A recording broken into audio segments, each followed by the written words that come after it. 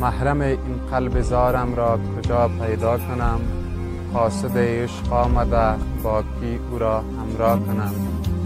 من همان بلبل که نالم آشیانم سوخت سوخت، این دل شوریدم را یک دم شیدا کنم.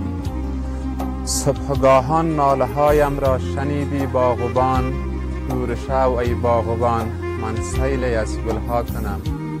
خواهشم باشد ولیکن گفتن آن سود نیست، تو بخواهی یا نخواهی خواهش بیجا کنم.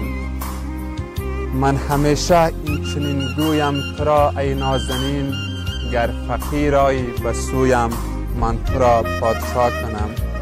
من که فرهاد حقوقن گشتم از عشق تو، لیک مجنون تو گشتم یاد از لیلا کنم.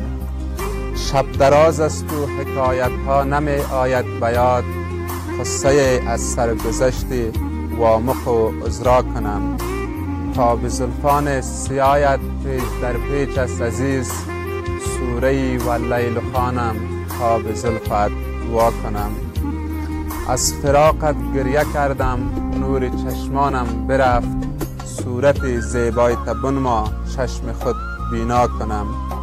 من نمیدانم که توصیفت نمایم ای عزیز، نقش چشمان سیایت بر دلم انشا کنم. من محبت را نمیتانم و تنهایی کنم، عشق و بازی را بیا با تو منم یک جا کنم.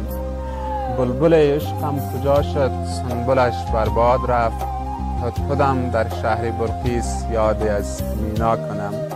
صبحگاهان ناله هایم را شنیدی باغبان، دور شو ای باغبان من سیلی از گلها کنم. آجی را این عمل معکوس برنامت شده، من بگویم این سخن تا این سخن بر جا کنم.